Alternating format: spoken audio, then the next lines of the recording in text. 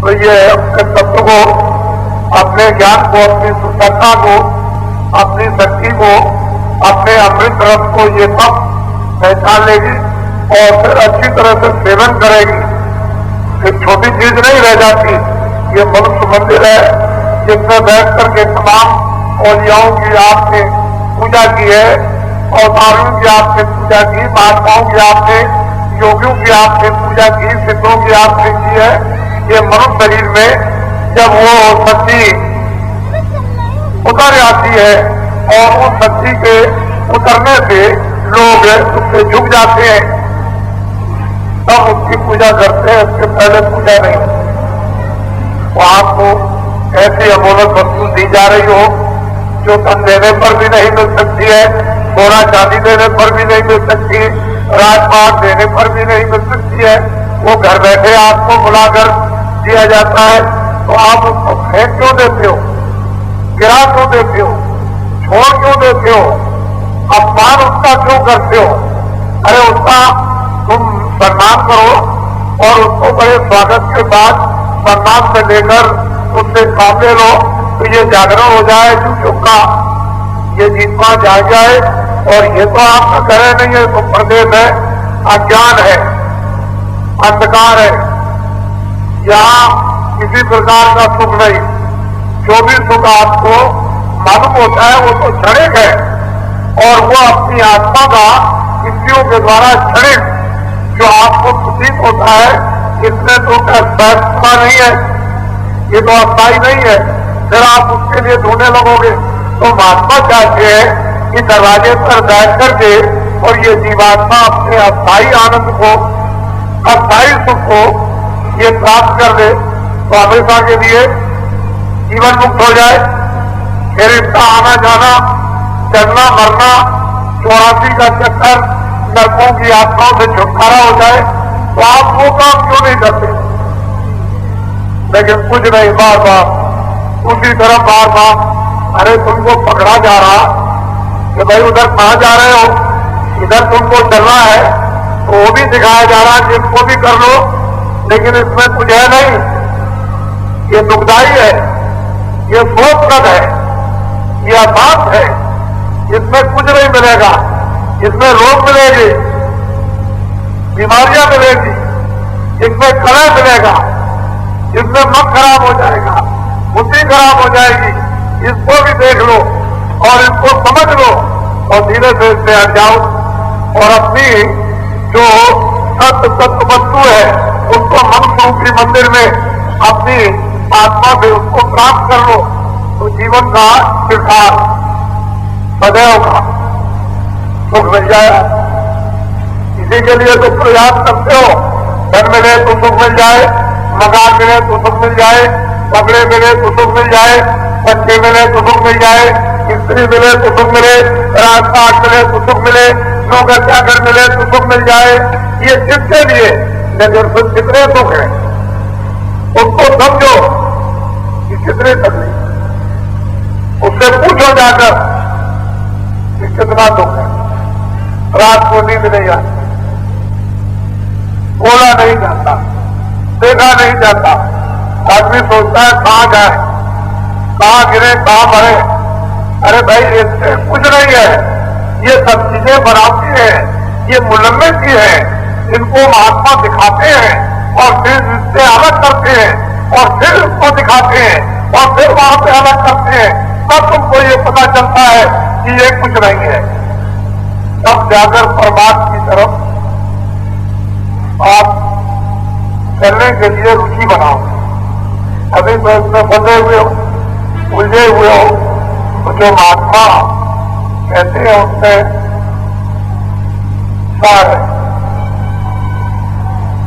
चोर में सार नहीं है, चोर तो दाम मारेगा चोरी का, लेकिन ऐसा तुमको भटका देगा कि फट चोरी कर ले जाएगा, सब माल आपका लूट ले जाएगा। उसे तो अपने काम से मतलब, तुम रोज चिल्लाओ उससे कोई मतलब नहीं, लेकिन महापुरुषों का काम रक्षा का, शांति देने का, जीवों को मुक्ति देने का है, और वह आपने छोड़ रखा। इसलिए आपको ये जानना चाहिए कि बाबा जी भरसक सबके, कोई भी इंसान, कोई भी मनुष्य हमारे किसी उद्देश्य में, किसी स्थान पर कौम कौमियत का कोई भी झगड़ा नहीं। हम लोगों को ये शिक्षा देते हैं कि हृदय में दया लाओ, दिल में रहम लाओ, रूहों पर रहम करो, जीवों पर दया करो, तुम खिदमत और सेवा करो, भूखों को रोटी दो, प्यासों को पानी दो, और फिर जो बेचारे दुखी है, बीमार है, रोगी है, तुमसे ताकत हो जाए तो दवा दे दो। 1 पैसे का हो, 2 पैसे का हो, 1 रत्ती का हो, 1 कण का हो, 1 जर्रे का हो, अपने शरीर के द्वारा कुछ न कुछ जो है रहम करो और दया करो, उससे तुमको तुम्हारे लिए फल मिलेगा। वो जीवात्मा की सामग्री त्यागने की तैयार होगी। जब मनुष्य सामग्री तैयार हो जाती है तो मनुष्य मकान पर तुम्हारे औजार से जब जोर लगा देते हैं तो जीवात्मा जाग जाती है, उसको आंख मिल जाती है कि मां ज्ञान चक्षु, वो शिव नेत्र मिल जाता है। तब वो परम लोकों में, शिव लोकों में जाकर फिर वहां की सृष्टि का और देवी देवताओं का और वहां की रचना का तब वो अवलोकन होता है और उसको वहां की शक्ति प्राप्त होती है और उस शक्ति को धारण करके फिर वो ऊपर उस पद को लेकर फिर ऊपर जाती है तो ब्रह्मांडों में पहुंचकर ब्रह्मांड की शक्ति प्राप्त करती है। फिर उस शक्ति से फिर आगे जाएगी तो पार ब्रह्मांड में, और उस शक्ति को जब प्राप्त करेगी तो उस पद में जाकर सदा के लिए अमर हो जाएगी।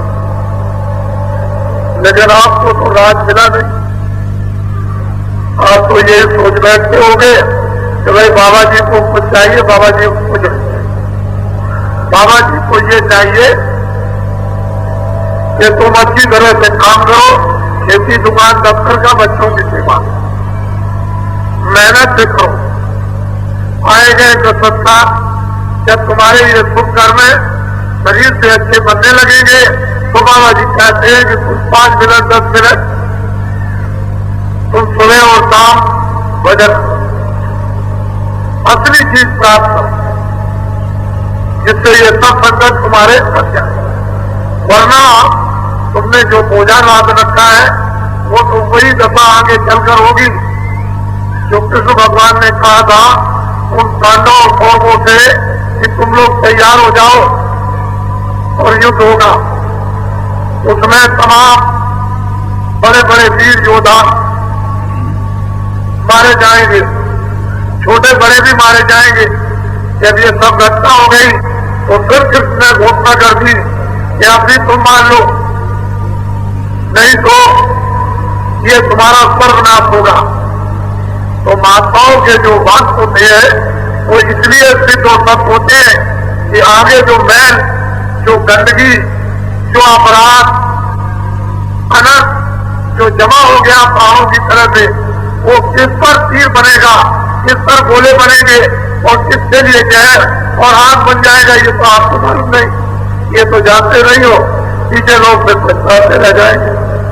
इसलिए आप लोग सब मिलकर चलो, हिंदू मुसलमानों से न लड़े, मुसलमान हिंदुओं से न लड़े,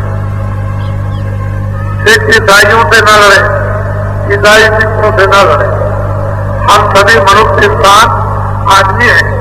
अपने अपने मजहब की किताबों को देखो और उन वसूलों को अगर आप समझोगे तब तो ये दुनिया, ये सारी खिलकत, ये सारी प्रजा, ये सारा लोग, ये मित्र लोग स्वर्ग में ऐसा यानी परिवर्तित हो सकता है।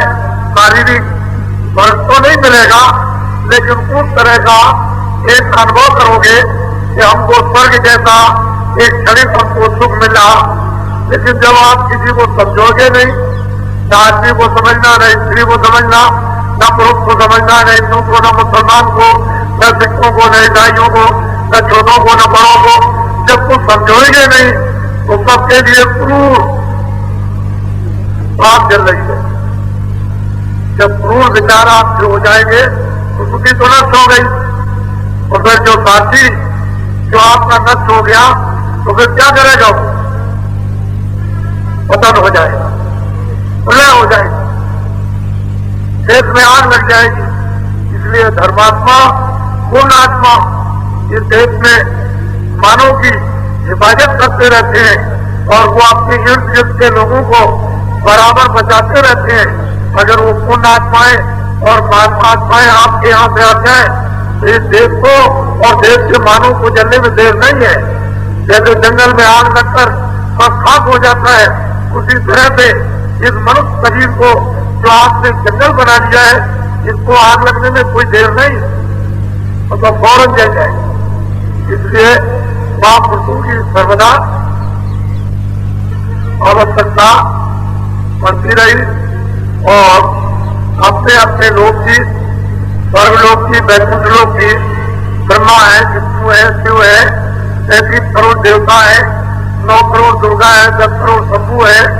ये अपनी अपनी शक्तियों को और निरंजन भगवान और ब्रह्म और पार ब्रह्म अपनी अपनी शक्तियों को यहाँ पर बराबर निरंतर समय आने पर देखते रहते हैं और चारों तरफ से फिर घेरा डालते हैं और वो सत्पुरुष जो सतलोक में है वो भी अपनी शक्तियों को यहाँ भेज देते हैं और भेज करके एक परिवर्तन होता और वो राज आपको मालूम नहीं, वो आप जानते नहीं हो। तो हम एक मोटी बात आपको समझाएंगे। एक आपको आदेश मिला था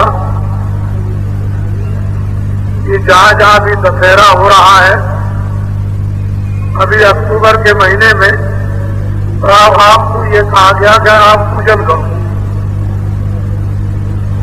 सामने आप पूजन करो मैदान में और फिर जाकर के आहुति दे दो। जो दशहरा था आप रावण के ऊपर में आहुति दे दो, उसका आपको सामूहिक है हिंदू और मुसलमान के ईसाइयों को ये बताया गया था। इसमें ये तो नहीं कहा था कि हिंदुओं की बात है या मुसलमानों की, सिखों की या ईसाइयों की।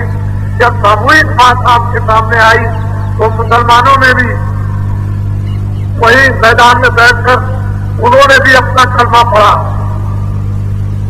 हिंदुओं ने भी पढ़ा और उठ करके उन्होंने आहुति डाली।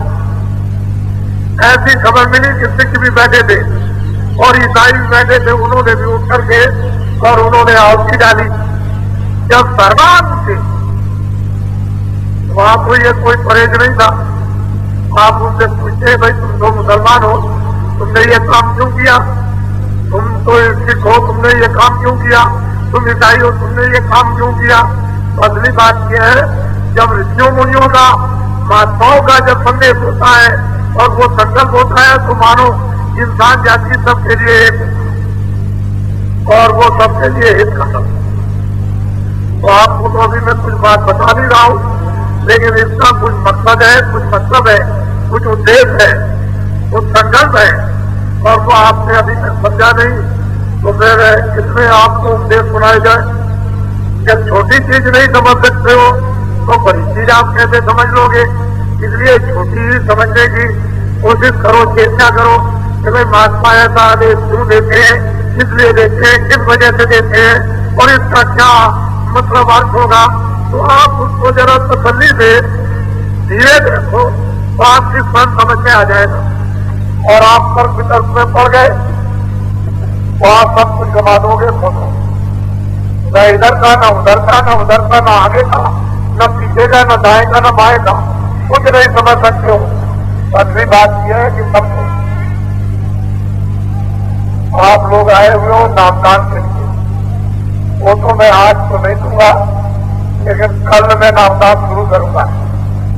तो मैं चाहता हूं कि आज का भी आपको संदेश मिल जाए और कल का भी मिल जाए। मेरे कहने का मतलब यह है कि ये जीवात्मा दोनों आंखों के मध्य में इस मनुष्य शरीर में बैठी हुई है और सारे शरीर में उसका प्रकाश ये कंठ में भी काम करता है, यहाँ हृदय में भी काम करता है, यहाँ नाभि में भी काम करता है, इंद्रिय द्वार पर भी काम करता है और गुदा चक्र में भी काम करता है। और जीवात्मा जिस प्रकार से ये सब के सब कमल जो है ये जीवित है और सब काम करते रहते हैं, लेकिन जब जीवात्मा का प्रकाश जब निकलता है मनुष्य शरीर से, तो ये नीचे का काम करना, इंद्रिय काम करना, नाभि काम करना, हृदय काम करना और कंठ काम करना बंद कर देता है। क्योंकि जीवात्मा का जब प्रकाश जब छिपेगा, उसी के प्रकाश से ये सारा का सारा चेतन है और सारी शक्ति उसी प्रकाश से इसको मिल रही है। तो ये हरकत है, इंद्रिया करती है हाथ में, ये दिल और दिमाग, लेकिन जब प्रकाश से मिटने लगा तो ये सब हरकत बंद हो जाती है। तो कहते हैं अब हाथ पैर नहीं उठ रहे, नाभि नहीं काम कर रही, हाथ नहीं काम कर रहे, दिल नहीं काम करता, कंठ नहीं, आवाज नहीं काम करती है। तो प्रकाश कितना सिमटा हुआ और सिमट करके जब यहाँ आ गया